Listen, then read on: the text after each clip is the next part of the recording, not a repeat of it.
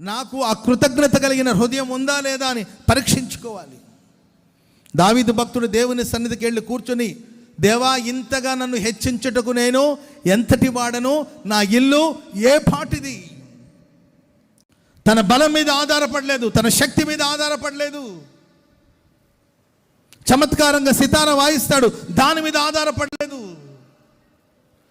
బహుశూరుడని రాయబడింది, తన శూరత్వం మీద ఆధారపడలేదు. తనకు ఎన్నో టాలెంట్స్ ఉన్నాయండి, వాటి మీద ఆధారపడలేదు. నేను ఈరోజు ఈ స్థితిలో ఉన్నానంటే నా దేవుని సహాయం అన్నా. దేవా, ఇంతగా నన్ను హెచ్చించుటకు నేను ఎంతటి వాడను, నా ఇల్లు ఏ పాటిది. ఆ కృతజ్ఞత మనకు ఉండాలి. ఆమె చెప్పడం గట్టిగా. మేమంటే ఏమనుకుంటున్నారు, ఆ ఎట కనబడుతున్నా మీ కంటికి, అర్థమైందండి?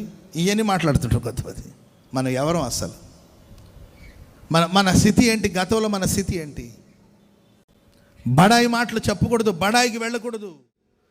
ప్రభు సన్నిధిలో దావీదు యెహోవా సన్నిధిలో కూర్చొని, దేవా, ఇంతగా నన్ను హెచ్చించుటకు నేను ఎంతటి వాడిని, నా ఇల్లు ఏ పాటిది. ఆ కృతజ్ఞత హృదయం కనిపించాలి మనకు. ఆమె చెప్పండి గట్టిగా. ఎన్నో ఉపకారాలు చేశాడండి, దాన్ని తలంచుకుంటున్నామా? ఆ మేలు మనం ఎలా మారిపోతున్నామంటే, 99 మంచి చేసి ఉంటారు ఒక మనిషి. మన ఎగ్జాంపుల్, ఒక మనిషి మనకు 99 మేలు చేసి ఉంటారు. అబ్రహం పాస్టర్ గారు మీకు 99 మేలు చేసి ఉంటాడు. ఏదో ఒక విషయంలో ఒక మేలు చేయలేకపోయాడు. కానీ మీ మనసు దేని మీదకి వెళ్తే తెలుసా అండి? చూసావా, మీకు 99 సార్లు నేను వందనాలు చెప్పుంటా. ప్రైజ్లాడమ్మా, ప్రైజ్లాడ 99 సార్లు చెప్పుంటాను. ఒకరోజు చెప్పలా వందనాలు.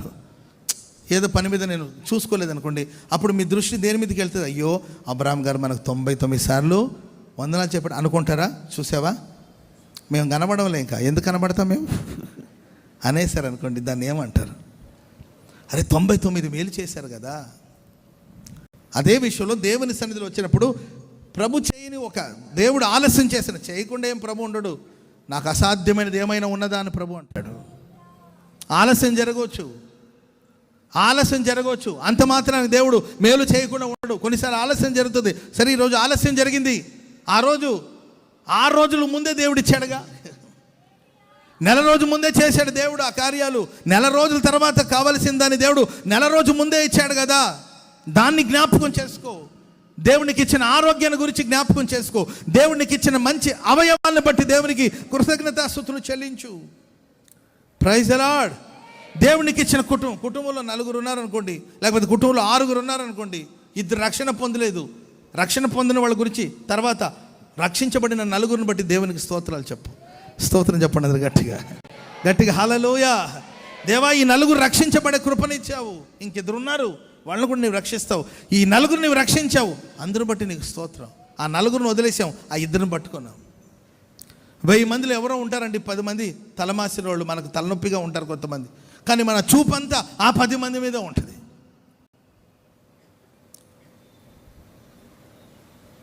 990 మంది ఉన్నారు కదండి దైవభక్తి కలిగిన వాళ్ళు, ప్రభువులో నిలిచిన వాళ్ళు. కానీ మన ఫోకస్ వాళ్ళ మీదకి వెళ్ళదు, ఆ 10 మంది మీదే. వాళ్ళు ఇట్టన్నారంట, వాళ్ళు వీళ్ళని బట్టి ప్రభుని స్తుతించు. ఆమేన్ చెప్పండి గట్టిగా.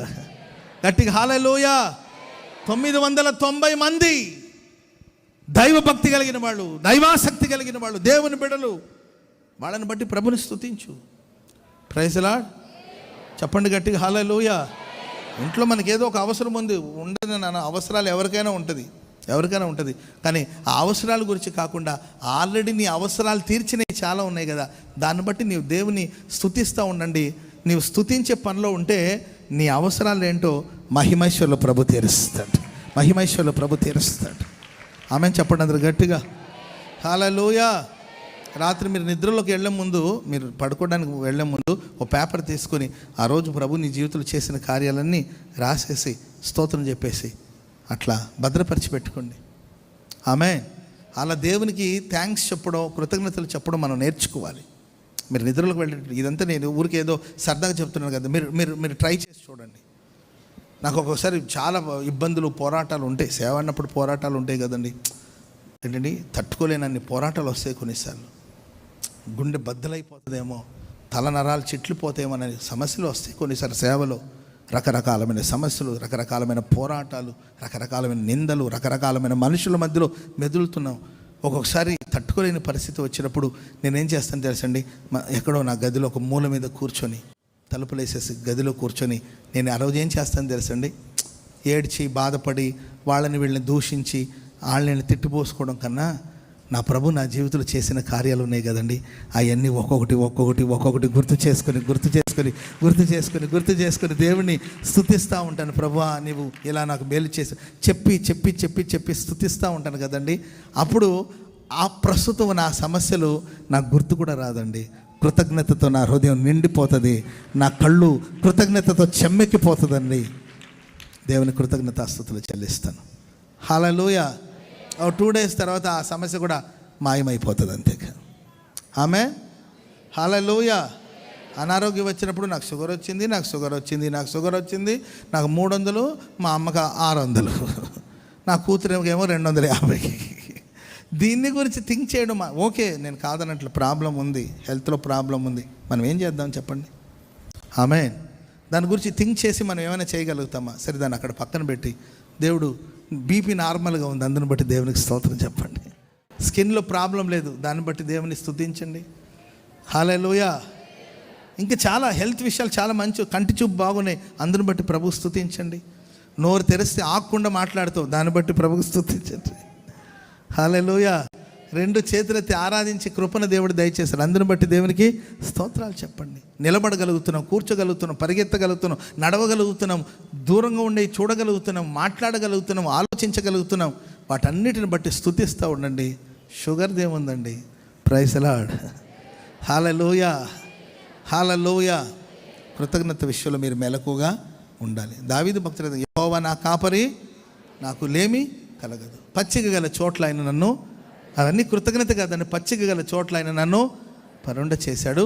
శాంతికరమైన జలముల ఎద్దకు ఆయన నన్ను నడిపిస్తాడు. నా ప్రాణమునకు సేద తీర్చువాడు ఆయన, నీతి మార్గంలో ఆయన నన్ను నడిపిస్తున్నాడు. Praise the lord. హల్లెలూయా. కాబట్టి గాఢాంధకారపు లోయలో నేను సంచరించిన ఏ అపాయమునకు నేను భయపడ్డా, ఎందుకంటే నీ దుడ్డు కర్రయు నీ దండం నన్ను ఆదరిస్తుంది. ఆమేన్. నా శత్రువు ఎదుట నువ్వు నాకు విందును సిద్ధం చేశావు, నూనెతో నా తలను అంటి ఉన్నావు, నా గిన్నె నిండి పొంగి. ఇదేనండి కృతజ్ఞత. దావీదు జీవితంలో అది పచ్చిగల చోట్లుగా ఆయన పరుండ చేశాడు. మనకి బెంచర్కులో ఏదో ఒక ప్రైజ్ ది లార్డ్ ఎక్కడో మొత్తం మీద, దాన్ని బట్టి ప్రభుకి స్తోత్రం చెప్పండి. ఆమె దావీదునేమో శాంతికరమైన జలముల దగ్గర తీసుకెళ్ళాడు, మనల్ని కృష్ణా రివర్ దగ్గరికి దేవుడు తీసుకెళ్ళాడు. ప్రభువా కృష్ణా రివర్ అనొచ్చు, కృష్ణా నది ఒడ్డున మమ్మను ఉంచావు ప్రభువా, అందరూ బట్టి నీకు స్తోత్రం. హల్లెలూయా. నా ప్రాణాన్ని సేద తీర్చు, నీతి మార్గంలో మమ్మల్ని నడిపిస్తున్నావు, హోసన్న మందిరాన్ని మమ్మల్ని నడిపిస్తున్నావు, నీకు స్తోత్రాలయ్యా. ఆమేన్. హల్లెలూయా. కొబ్బరి నూనెతో నేను నా తలను అంటి ఉన్నావు ప్రభువా, నా గిన్నె నిండి పొంగి పొర్లుతుంది. నీ జీవితంలో ప్రభు ఏం చేసినా అవన్నీ తలంచి కృతజ్ఞత విషయంలో మనం మెలకుగా ఉండాలి.